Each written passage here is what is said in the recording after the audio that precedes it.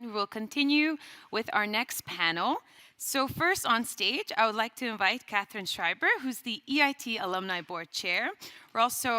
You can come right on up ahead. We're also very welcome to invite Catherine, who's a successful entrepreneur. I'm sure she'll tell you about her story as well. You can take a seat over here. Next, we will have Sergio Balsoni, who's the head of Unipreneurship at EIT Digital. I'm sure he'll tell you all about what Unipreneurship is. And following him, we will have Magda Krakowiak, who is the director of EIT Health's Accelerator Program. And last but certainly not least is Timu Tertuen, who is the co-founder and CEO of Bout Finland. And we're lucky to have him because he's an active current water innovator in the field. If you can take a seat at that one. Thank you.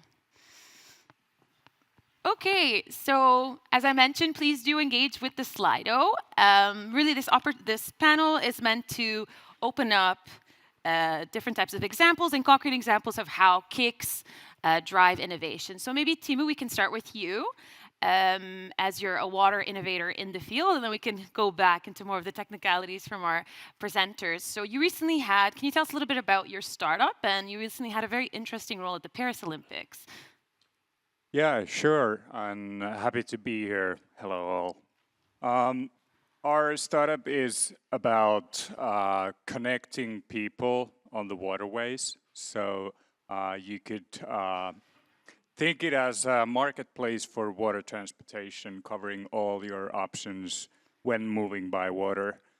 And yeah, we did collaboration last year with the city of Paris, the official tourist office, Paris Je t'aime, pardon my French, but it all started actually with EIT, who was supporting our pilot project in Paris back in 2023.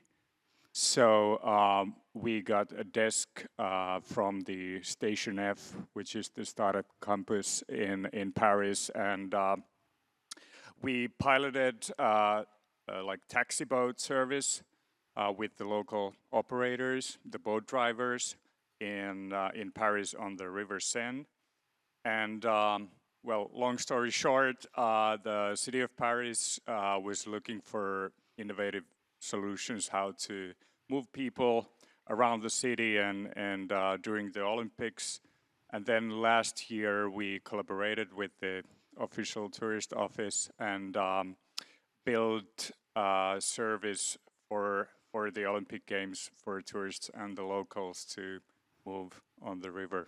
So it's kind of a water Uber, if I can say that. Yeah, of course. Yeah, that describes it well. Very interesting. And how did you get in touch with, I believe it was EIT Urban Mobility, right? How did you get in touch with them? That's actually a quite funny story. We had heard a few times maybe about EIT, and I remember receiving an email from one of the investment team members saying that, hey, we're really interested in your startup and would like to dive deeper and maybe potentially invest. And I was like, pretty skeptical, like how can this be possible as a like startup founder, investors contacting you? But eventually we ended up having the meeting and with best possible outcome, they ended up investing in our startup, and this was 3 years ago. Thank you. So we'll get a little bit more into the type of support, but I wanted to go first to Magda. Magda, you've been with EIT Health for several years, which is kind of exciting because a KIC, of course, has a different life cycle and goes through different stages of growth. And maybe you can give us some insights into EIT Health and the role of a partnership when it comes to EIT Health, and how has this changed throughout the years? Right. So thank you so much for having me, and I absolutely envy the audience there and the stage and the excitement that there is for the community to come together to bring forward a proposal and to build a strategy on how to foster the innovation in the water sector going forward. This is where we were sitting, and I go back in time in late 2013 when there were first news that the EIT Health, that call about the health community might come out, we were exactly at this stage trying to figure out on how to approach this and what's the right way. Well, it feels a little bit different sitting 12 years fast forward in this space and sharing some lessons learned from the journey. I think going to your question about the partnership, it is a very delicate play that the KIC as an organization needs to play between bringing in the bottom-up signals from the partnership and from the ground, and then marrying this and informing the policy and also having a role as an organization of a pan-European reach.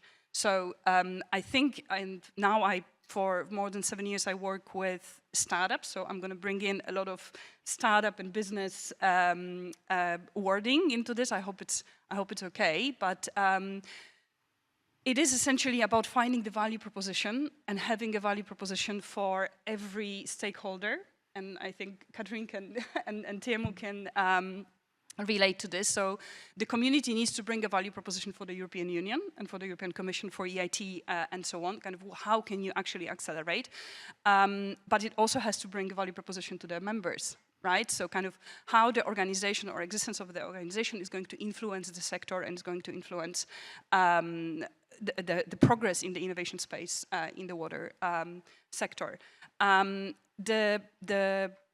I think that it is fair to say that the reasons or the incentives for members to join at the beginning or later on during the KIC's life are different, and I think it's absolutely fair. I think that at the beginning every startup is casting its net very, very wide, and only over time you are realizing where your major focus and where your major impact may be, and then for some members it might become irrelevant, and for others who are not considering joining the KIC, it will become very relevant. So I think that a certain turnover in terms of the membership is a natural thing as well. And here, when it comes to investors or different people that are joining a startup's mission at different points in time, they have their own reasons why they are joining, right?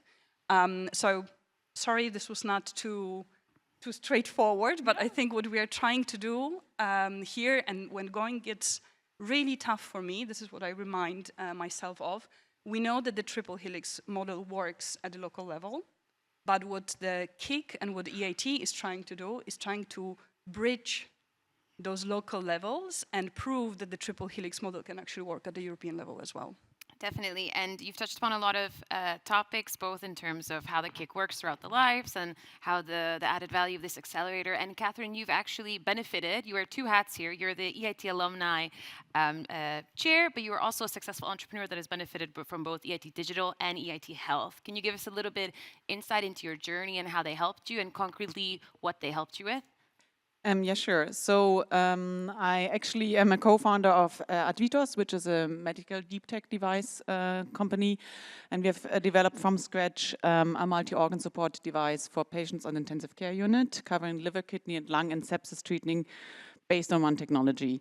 And so definitely, of course, EIT Health was our first stop to go. And we really benefited from pitch coaching, investor contacts, but also educating startups on the terms of financing contracts, which are very specific, and also the network of two experts like on reimbursement or going to the US. And also, but also other financing options like crowdfunding, which was not an option for us, but or Nasdaq going to going public in different ways. But also through EIT Health, actually to an EIT event, we also met with EIT Digital. And back then, EIT Health did not have an access to finance funding support. And EIT Digital supported us in closing a 20 million financing round in 2021. And that was super crucial because funding is always a crucial aspect for startups and always difficult. And so they had set up a program which EIT Health has set up as now as well in a similar way. But back then it was not the case. And so because we also developed, included AI in our device, we were also eligible for EIT Digital. And they were really, for one, a quality gate. They checked our financial plan, our pitch coaching, our pitch deck. But more importantly, as we have been only financed until then by private investors, we didn't have a network as VCs usually have. So there was no VC yet. They opened doors to 200 investors. They specifically individually sent out their one-pagers and really opened doors to, which would have been closed for us. And through them, we found our lead investor and also a strategic investor and made closing the financing route possible during the pandemic, or we started in the pandemic. So it was a huge support. Wow, that's really great to hear as well. And also you could see that the KIC was more mature and had this program than now EIT, when it went to a more mature phase, EIT Health was able to take on as well. And Sergio, you're from EIT Digital, so maybe you're a good segue. You lead their Unipreneurship program, which is education portfolio. Maybe picking up on what Magda said, how do you translate this local, knowledge triangle integration into a pan-European perspective when it comes to the education portfolio of EIT Digital? Okay, good morning. So yes, it was a successful story. Your question is quite broad. It's very challenging. You can take it, yeah. For the education, I just want to take some words from Martin that said previously. The EIT, and this is also important from the proposers, is not about a call, is not about distributing funding, is about creating a community of partners, which means that you have to provide a vision to your community, the support to your community by providing services and not distributing funding, not only, of course. The education is one of the most successful pillar in EIT Digital because it's fully financially sustainable now. And to answer your question, how many universities we have in the audience, by the way, more or less? Oh, quite a few. And I heard that we have 200 participants online, by the way, right? So this is the point. Take the opportunity of EIT Water like the greatest opportunity to, one, create, or let's say co-create with us new compelling training program. We have in EIT Digital, for instance, AI, emotion AI, intelligent robots, because this kind of program were not able, were not in different universities. Now we also have students from the US or from Brazil coming to Europe to study this program. So co-invest with us. Then you have to follow our guidelines, because we are going to create a centralized system of universities that will act all together, not only for upskilling new talent, but also for providing I would say, business tools to realize the commercial potential of their invention, and you are an example. So, to answer your question, is about creating a small communities, plural, with a specific vision and with specific guidelines. And thank you. And let's bring in this financial sustainability component, because now EIT Digital has hit their 15-year mark. And Magda, EIT Health is also getting older. How does financial sustainability, how has it changed? Maybe you can start first with the EIT Health Accelerator. Right. So a word of caution to anyone writing the proposal. Just, it's not a small print at the end of the contract. It's actually quite central right now, because building a KIC or building a community with such an ambitious vision as knowledge innovation communities are is let's say, it's quite a busy time. There's a lot of things to be done. There is a lot of priorities. There's a lot of stakeholders that tell you, oh, this should be your priority, and this includes your members, but also, let's say, the EIT and the European Commission and different policy priorities and so on. So it is very easy to get lost between all of those things that are at the important list, or on the important to-do list, and to think about it, you know, we are going to take care of it later. This is a big mistake, and I think that the right approach to approaching the sustainability question is essentially to approach this like you are setting out to build a company or a legal entity that is there to stay beyond the support of EIT. And from the very beginning, you need to make sure that you have healthy revenue streams that are diversified, that you are not in a risk where, you know, something goes wrong in one, that you have others to support yourself to essentially propel your mission, right? And well, this was a learning. So we are a KIC, I think we are in the 9th year of our operations. So we are we just crossed the let's say the mark where the funding is decreasing, and now, of course, the need for focus is not something that is, let's say, that we can afford for it to be a second thought, but rather that is quite central for us in terms of deciding on what we are doing, in terms of understanding which value proposition is the most understood and the most needed out there on the market. So we've been through, I think, different models, and I think, to be very honest, it was a steep learning curve together with EIT, and we have been greatly supported by our colleagues from Budapest in this endeavor, from experimenting with revenue sharing models, with fee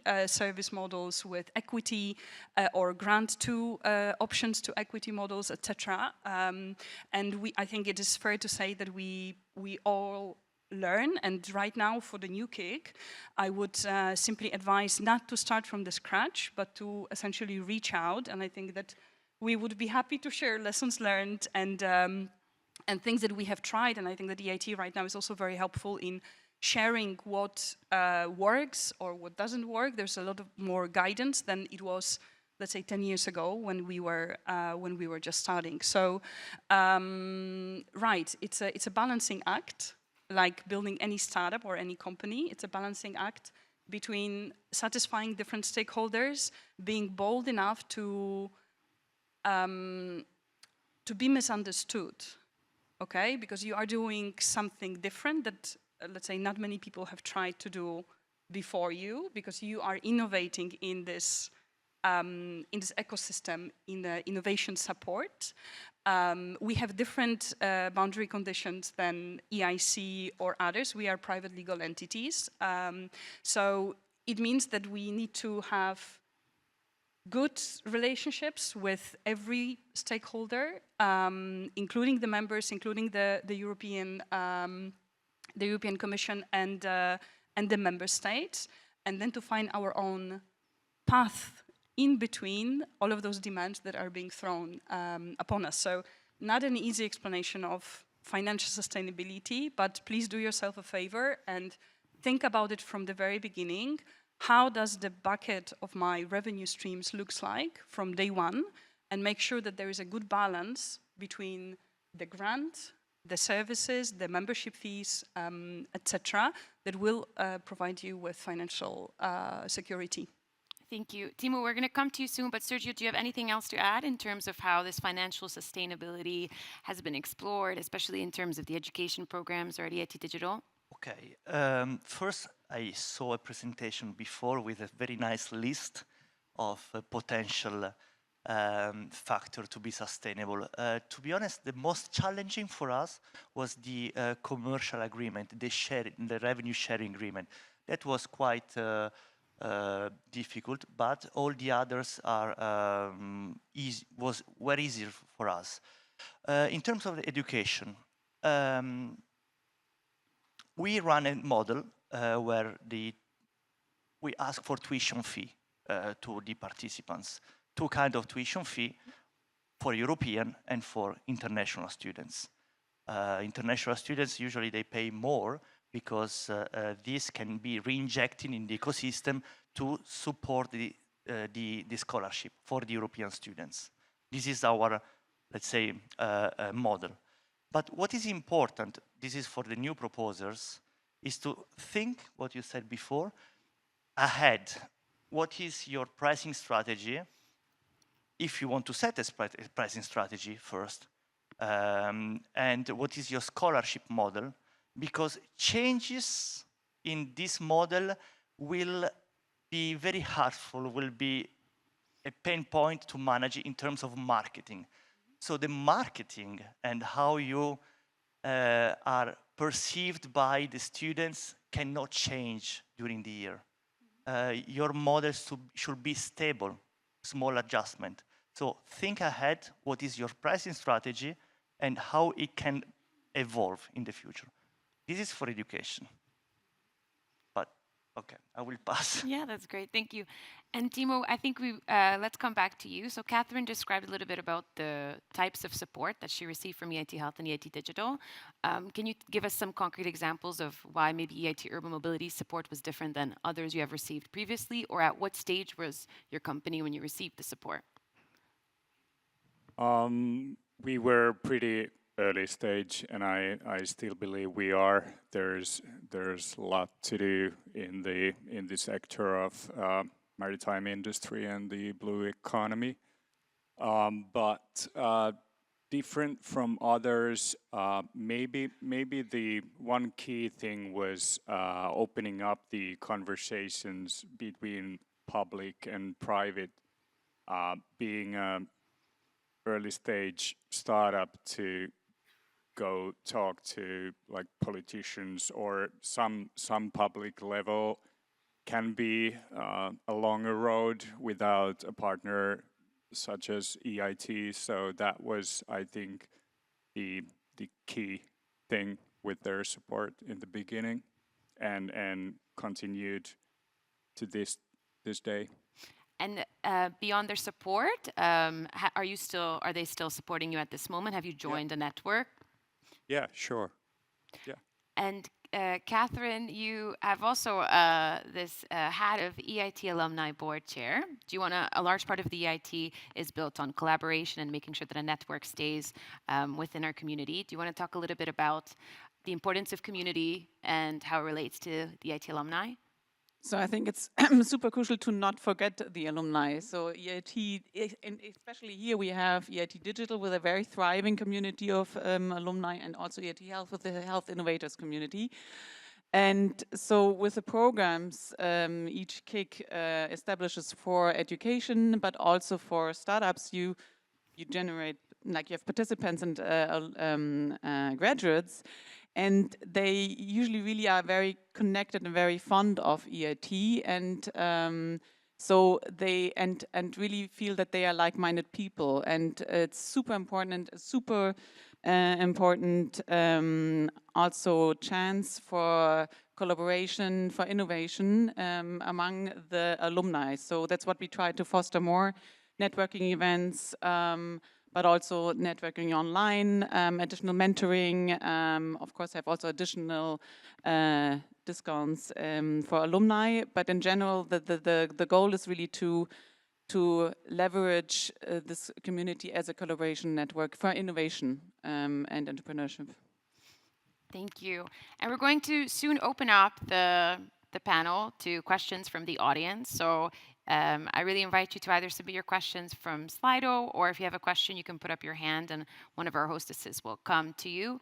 Magda, I wanted to come back to you as part of the EIT Health Accelerator. What are some of the testimonials or remarks you hear from the supported startups and innovators in terms of why EIT Health support was so unique? Right, so very often, I mean, of course, Catherine said funding is very important for startups, but I think that this aspect of the alumni and the access to the experts and access to the stakeholders, meaning In our case, those are hospitals or healthcare systems or otherwise stakeholders that are very difficult to be reached. So it's essentially contact with people that EIT Health can provide that others cannot provide at such a scale. So I do consider that this is our unique selling point when we compare let's say, accelerators of the KICs and the accelerators that are operating nationally or locally, because there's no program that can actually offer equal access to stakeholders in Spain, but also in Hungary and also in Italy that can provide you with insights into how to access the market, because when it comes to healthcare, we do have 27 markets across Europe. So I think it's the privilege actually of having this massive community, and over the years, of course, you accumulate. I think that alumni community is roughly 4,000 members of EIT Health.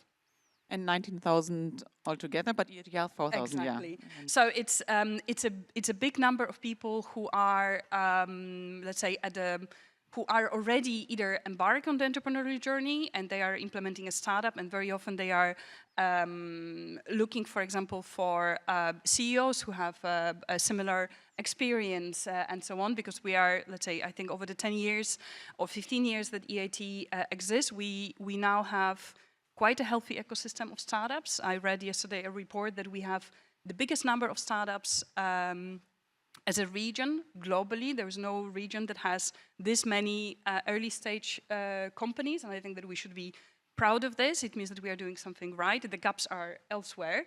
But essentially, when I was graduating from the university, choosing a job in a startup was not even on the cards, right? So I think that much has changed. So now connecting all of those people, we are simply accelerating their learning, we're accelerating their journeys, and we are providing access to the right stakeholders who can help them in different ways. Sometimes it's advice, sometimes it's expertise, etc. And in other ways, it's opening the doors or providing funding, right, or finding collaborators. So I think that this access to people is the people who drive, let's say, innovation, and that's our unique selling point, that we can provide this across Europe. Very clear, thank you. Does anybody from the audience have a question at this moment?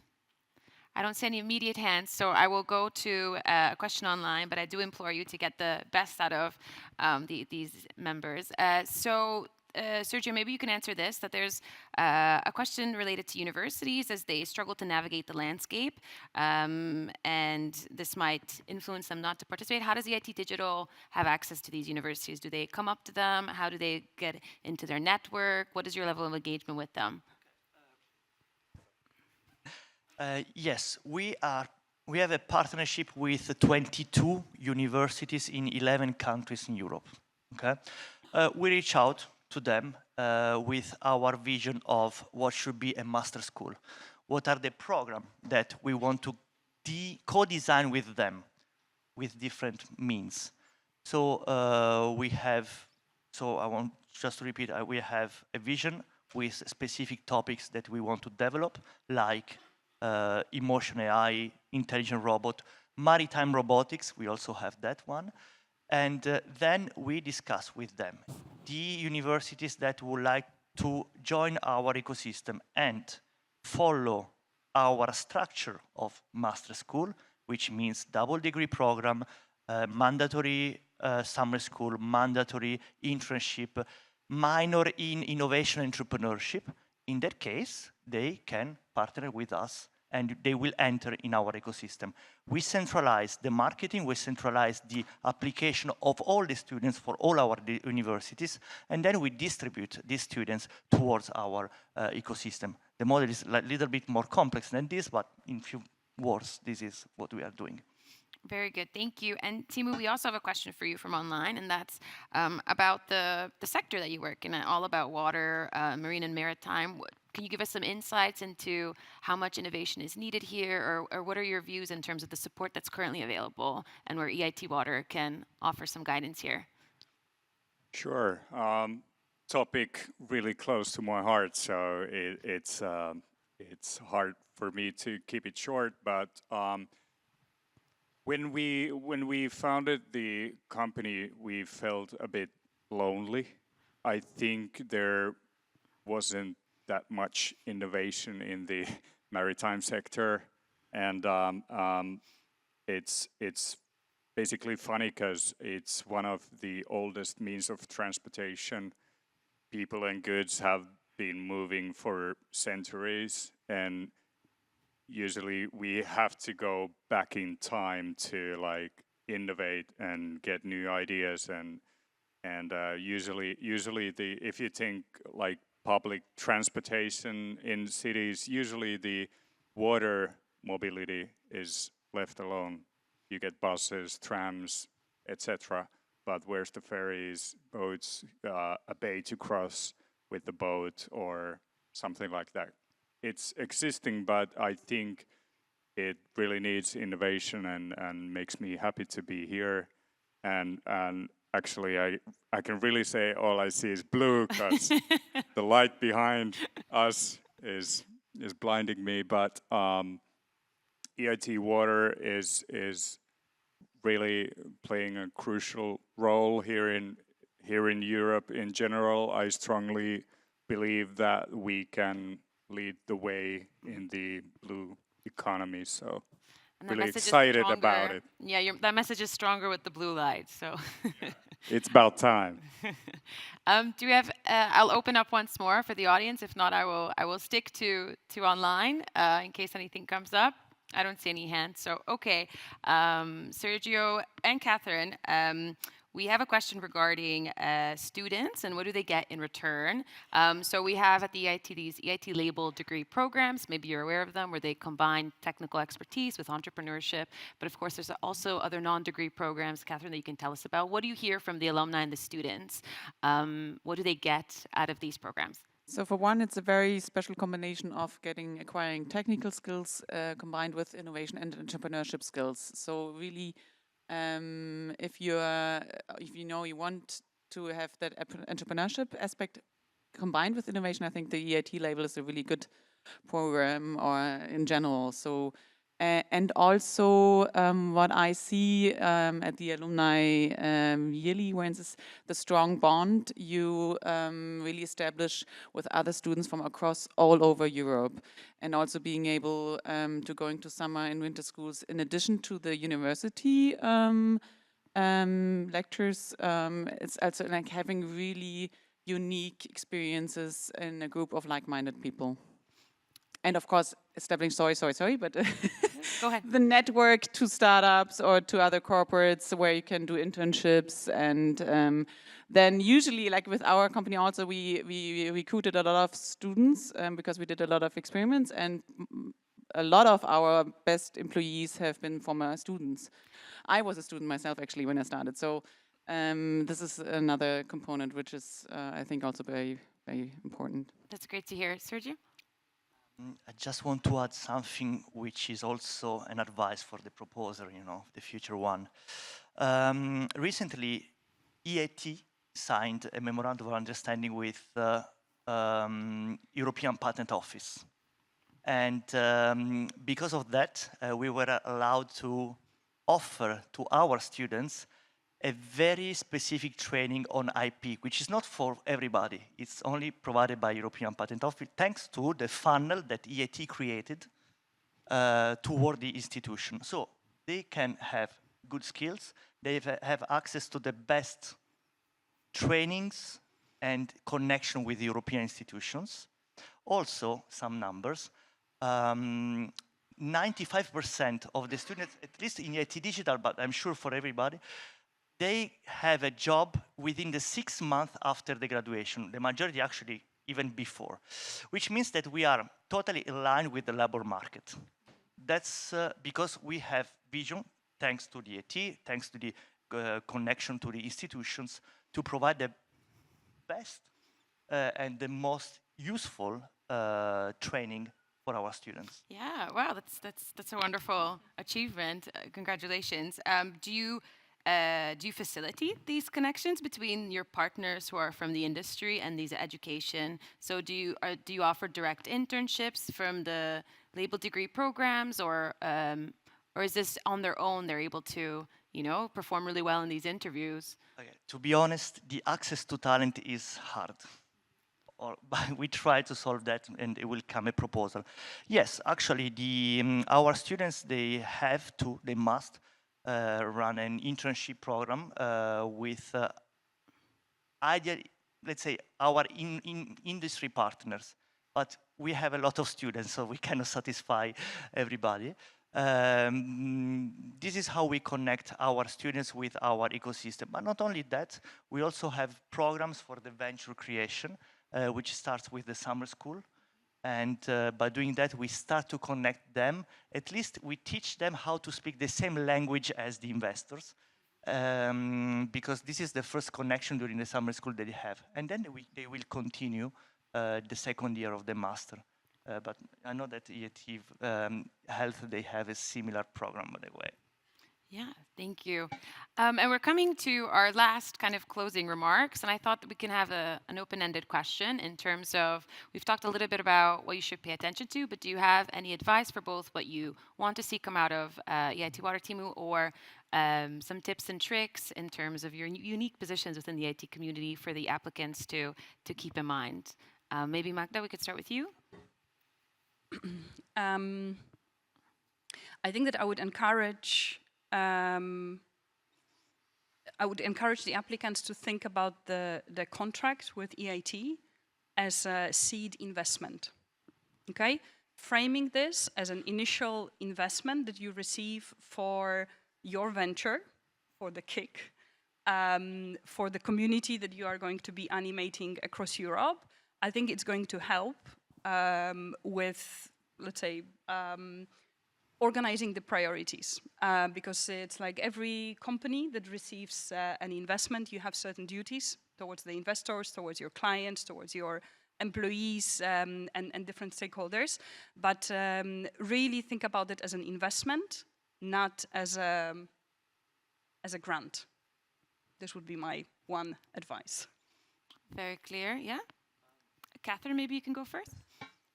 Of course, don't forget to establish something for the alumni, to the graduates or the participants. No, really, because it is definitely, I strongly believe this is a power you also have.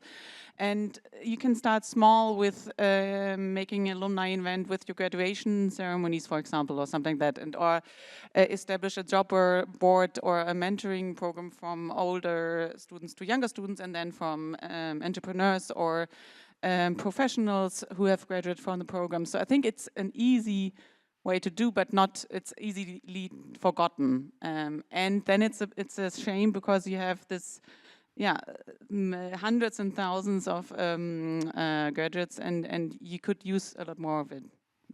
Again, the community and the collaboration. Maybe not any wise words, but highly recommended to apply and be bold, ambitious, but realistic with your goals. But well planned is already half done. So good luck. Thank you too. Short and wise. And Sergio, any last minute advice for how they can really focus in on bringing this entrepreneurship, this connecting these industry with education? We never talk about entrepreneurship today. No, entrepreneurship is about connecting academia with industry. One number from the Draghi report is that only 1/3 of the patents in Europe are commercially exploited. So we need to increase this number, and which means that not only universities, but the collaboration with the technology transfer offices, which is one kind of partner that was a little bit left behind in the history, but now we have more and more of that. I think they should be also well considered in the application. The connection between the technology transfer offices and all the set of services to empower the researcher to realize the commercial potential of their patent. So connect them with the ecosystem of venture capitals. That's will be a very nice story to see in the proposal. Thank you, and thank you as well for our audience, both here and online, for your engaging questions. As mentioned before, those that didn't get, we didn't have the opportunity to answer directly, will be fed into our frequently asked questions document. So thank you very much for our panel.